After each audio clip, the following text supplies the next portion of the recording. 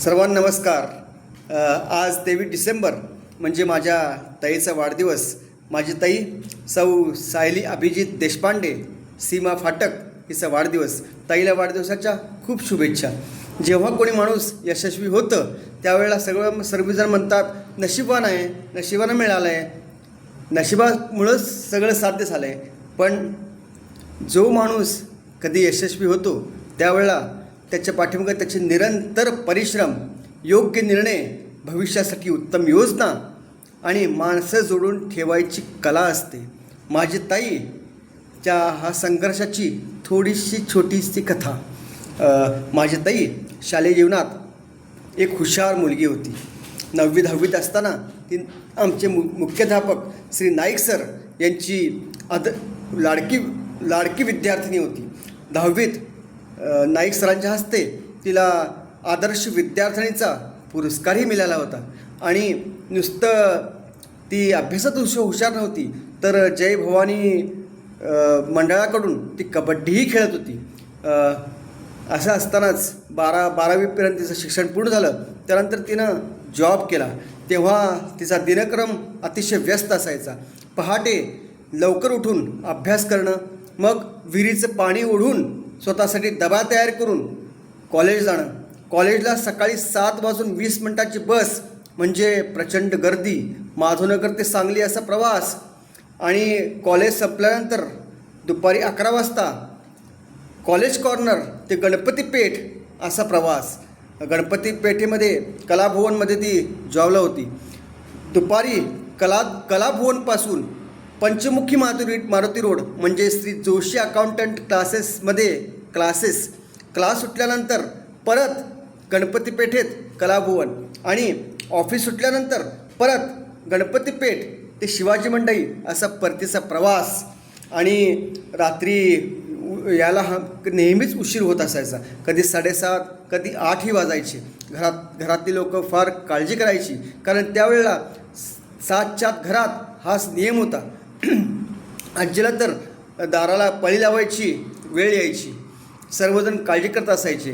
आणि तरीही या व्यस्त दिनक्रमातून ती माझ्यासाठी नेहमी काय ना काहीतरी आणायची.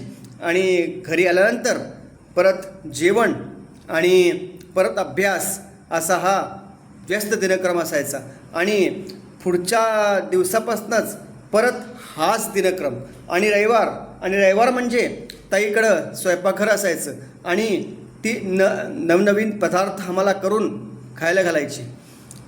एके दिवशी श्री अभिजित प्रकाशचंद्र देशपांडे माझ्या ताईला बघायला आले आणि लग्न ठरलं. 1 मे 1993 हा त्यांच्या लग्नाचा दिवस. श्री गोरेमंगल कार्यालयात हा लग्न सोहळा पार पडला. ताईनं पण लग्न झाल्यानंतरही ती जॉब सोडला नाही. जॉब ती करतच राहिली. कलाभवननंतर श्री प्रदीप कुलकर्णी यांच्या हॉस्पिटलमध्ये तिनं काम केलं. त्यानंतर दहाड पॅटर्नसाठी तिनं घरोघरी जाऊन दहाडचा पॅटर्न अभ्यासक्रम चालू केला. त्यानंतर इंडियन नोनी यासाठी तिनं काम केलं. आणि त्यात भरपूर काम करत, भरपूर बैठके घेत थायलंडची ट्रिपही केली. भरपूर त्यामध्ये यश मिळवलं. त्यानंतर इंटिरियर डेकोरेटरचंही काम केलं. ह्या सर्व कामं बघून त्यांच्या सासूबाई श्री चारुस्मिता देशपांडे यांनी आपला गृहउद्योग यतिराज उद्योग ताईच्या स्वाधीन केल्या. आणि ताईनं नुसता तो उद्योग वाढवलाच नाही तर त्याचं वटवृक्ष केला. ताई दिवाळीचे पदार्थ मोठ्या प्रमाणावर उत्पादन करीत आहे. आणि ते पदार्थ मुंबईपासून कर्नाटकच्या बेंगलोरपर्यंत जात आहेत. ताईचं आणि त्यांच्या सासूबाईंचं नातं हे मैत्रिणीसारखं होतं. जेव्हा पण ताई माझ्याकडे यायचे, मग ते हिमाचल असो किंवा उत्तराखंड असो, कायम आपल्या सासूबाईंना घेऊन यायची. आणि यतिराज उद्योगचं ब्रीदवाक्य चोखंदळ जिभेसाठी चविष्ट चेतना हे तिनं सत्यात उतरवलं. नुसते दिवाळीचे पदार्थच नाहीत तर अधिक महिन्यासाठी अनरसे आणि अनरशासाठी तिची किती महिन्यापासून धावपळ सुरू असते. अशी तिची ही कीर्ती लांबपर्यंत पोचलेली आहे. गृह उद्योजिका म्हणून रेडिओ केंद्रावर तिची मुलाखत पण साजरी झालेली आहे. तिनं गृहउद्योजिका म्हणून अनेक लोकांना रोजगार मिळवून दिलेला आहे.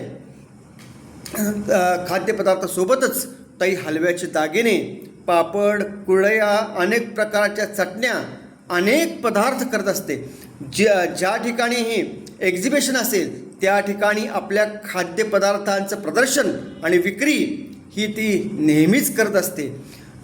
हलव्याचे दागिनेही ताई अतिशय उत्तम करते. एक्झिबिशनमध्ये ओल्या नारळाच्या करंज्या आणि ओल्या नारळाची बर्फी अतिशय मागणी देऊन बनवली जाते आणि त्याची कीर्ती लांबपर्यंत पोचली आहे. ताई श्री स्वामी समर्थ महाराजांची अतिशय निस्सीम भक्त आहे.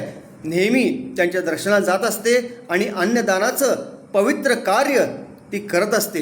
ह्या सर्व कामात माझे भाऊजी श्री अभिजित प्रकाशचंद्र देशपांडे यांचे साथ नेहमीच तिला लाभलेले असते.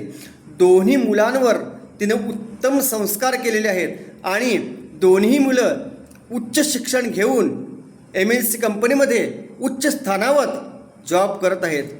अशा या ताईस वाढदिवसाच्या अनंत कोटी शुभेच्छा. पुढील आयुष्य सुख समृद्धीचं, आनंदाचं, भरभराटीचं आणि आरोग्यदायी जावो हीच प्रार्थना आणि सर्वांना नमस्कार. धन्यवाद.